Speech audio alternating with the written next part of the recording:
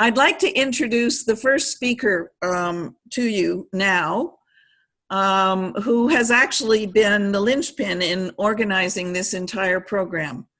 And his name is Brent Swallow. And Brent's an agricultural economist, a Canadian agricultural economist with 30 years of experience working in agriculture and the environment. He spent 20 years living and working in Africa. And he has, many of his grad students continue to work in places like South Africa, Kenya, Tanzania, Cameroon, but also India, Peru, Bangladesh, and China. In his job at the University of Alberta, he teaches courses in food systems and the economics of world food and agriculture.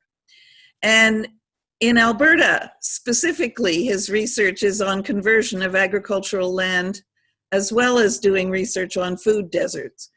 He was a founding member of the Edmonton Food Council, so he has a very broad background in many things that integrate quite tightly with the issues around the COVID-19 pandemic.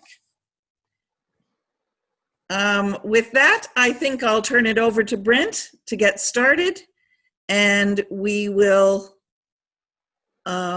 see how it goes.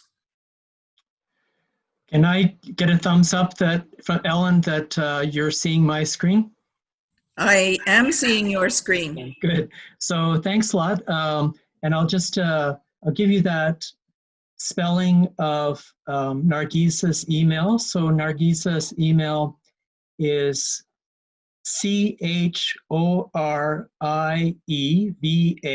Turieva, at ualberta.ca. So if you have a problem, you can send a separate email to her. She's going to be pretty busy, so we'll see how it goes. Thanks also for moderating today, Ellen, and agreeing to present next Tuesday. So you're up next Tuesday at the same time. For everyone who's joining us, good day. And thank you for joining this session. I hope you're going to participate actively today in the rest of this course, certificate course on COVID-19 and the economics of world food and agriculture. You're one of the hundreds, and you're seeing the hundreds who want to understand more about these important topics at this particular time. This course is more or less sold out. We have a Zoom webinar license for 1,000 people. And at this point, we have something like 1,100 people who've registered for one or more of the 6 sessions. By our last count, and as this changes all the time, participants come from 51 countries and 350 different cities.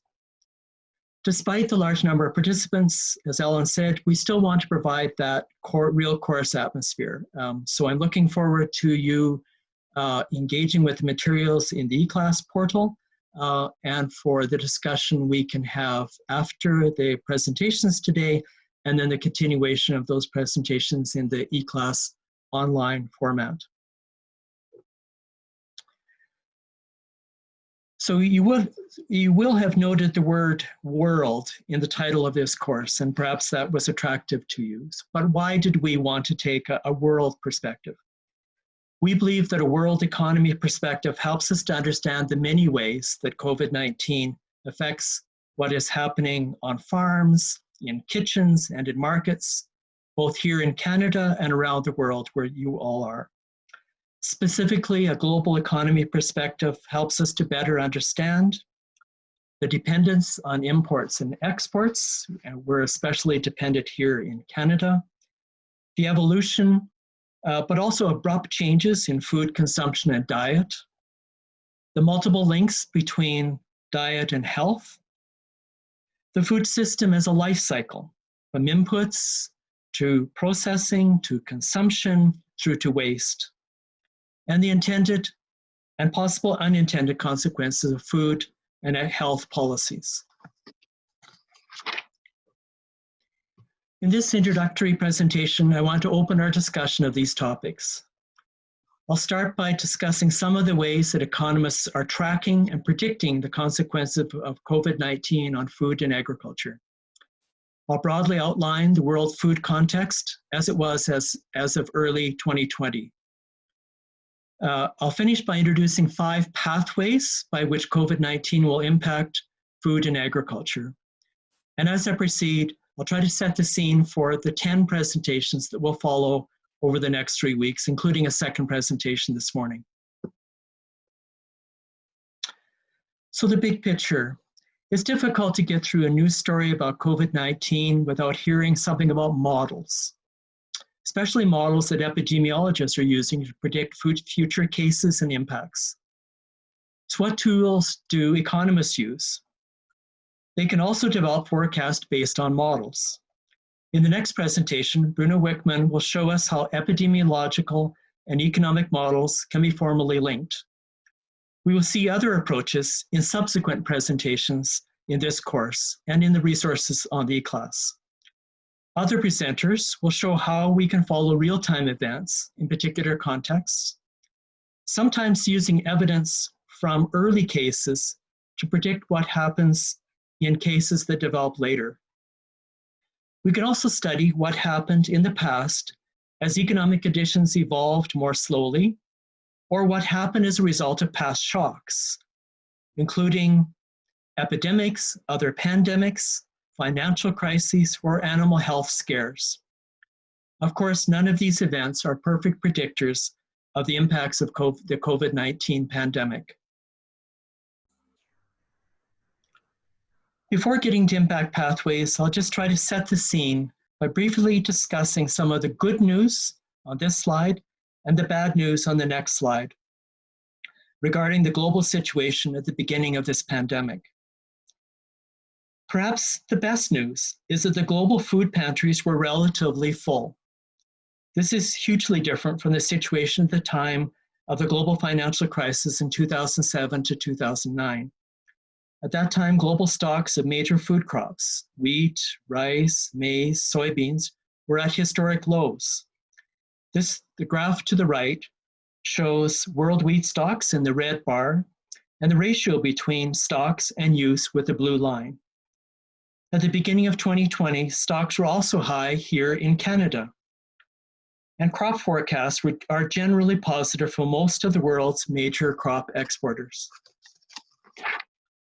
A second piece of good news that I show on this slide, one that we perhaps weren't so aware of here in Canada, is that many countries around the world, especially middle income, but also many lower income countries, had recently institutionalized systems of social protection or social welfare protection to protect their citizens against unforeseen shocks. Many of these social protection systems involve simple but effective transfers of cash into the hands of needy and vulnerable people. These systems may be of great use for parents, for example, to protect their children during this time of great disruption. Certainly, there's also bad news, as I show here. Most of all, far too many people are highly vulnerable to the impacts of COVID-19. The UN High Commission for Refugees estimated that 70 million people were displaced in 2019, 14 million of whom were newly displaced. The Food and Agriculture Organization of the UN estimated that 113 million people were experiencing severe acute food insecurity and that 820 million people were undernourished. The recently released 2020 Global Nutrition Report warns of extreme inequity in nutrition around the world, with roughly 10% of the global population undernourished, about 10% obese, and 10% suffering from anemia.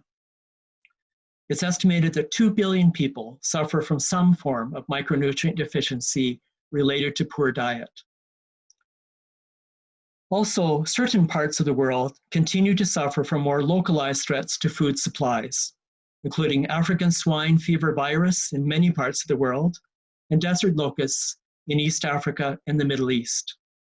Pasquale Morenya, who is based in Kenya with the International Maize and Wheat Improvement Center, CIMMYT, will provide us with more information about East Africa's situation on Thursday. Recent news accounts have raised awareness of the complexity and vulnerability of food systems.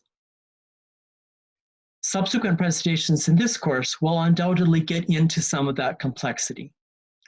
For this introduction, however, I just want us to think about an Economics 101 food system, comprised of farm supply, value addition, food demand, and the market equilibrium of supply and demand.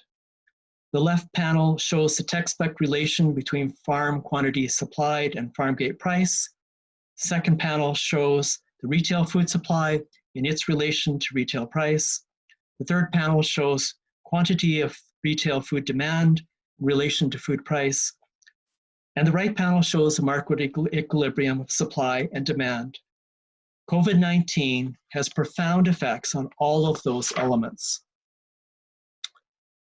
I want to use that diagram to trace out these 5 pathways of impact. Pathways 1 and 2, which I show on the top line, are direct impacts of the disease itself and its links to the agri-food system. Pathways 3, 4, and 5, illustrated here on the bottom line, are indirect impacts of the health and economic responses to the pandemic. I will now discuss these pathways one by one. The first pathway is that direct economic impact of COVID-19 mortality and morbidity. The early research shows that 2 factors have had greatest effect on national prevalence rates. Higher income and higher population density are associated with higher prevalence. The fatality rate varies greatly by age group and by country. With its relatively long experience, China reports a fatality rate of about 2 per 1,000 among people under 40 years of age, and 148 per 1,000 people among people over 80 years. Morbidity and mortality remove people from the workforce, besides all of the other effects. In many societies, older people are primary providers of healthcare. Sickness and death of grandparents means that parents are less likely to be able to work outside of the home. Bruno will discuss this pathway more in his presentation coming up next. The second pathway is a link between diet and health, which is magnified by COVID-19.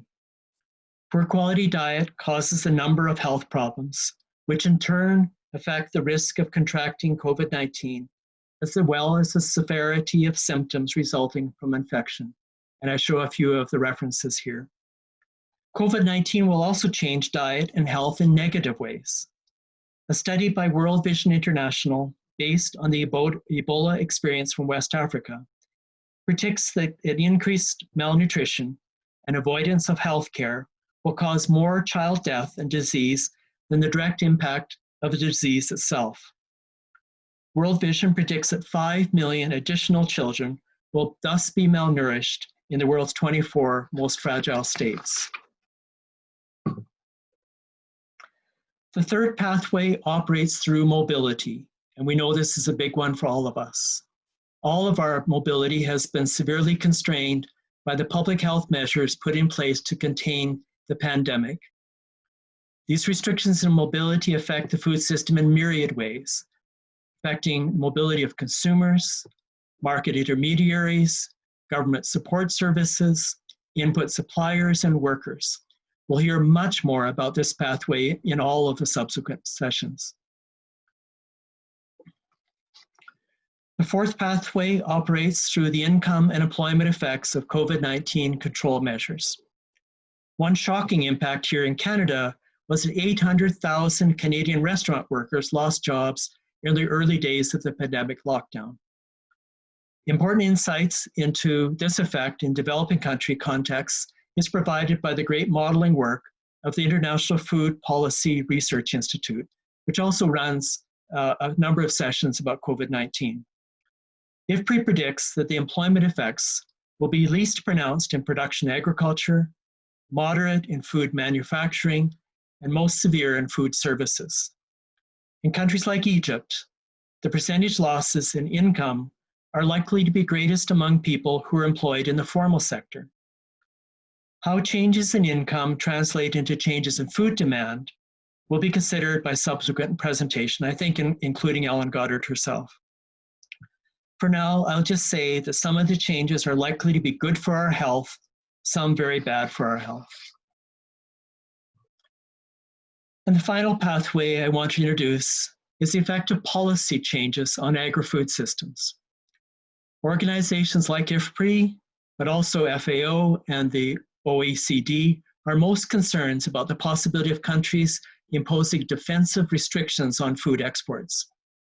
Such restrictions certainly worsened the severity of the food crisis of 2007-2008, especially for importing countries that are small and poor.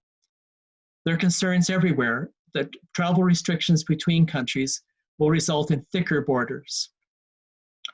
Another important set of policies relate to food markets.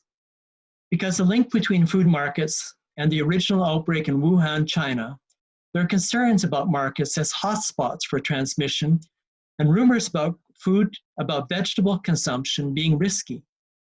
Restrictions on the timing and location of food markets, such as have been imposed in Nigerian cities, may be directly counterproductive, forcing people into congested locations, restricting suppliers, and pushing up food prices. The final presentations in Module 6 will focus on the policy pathway.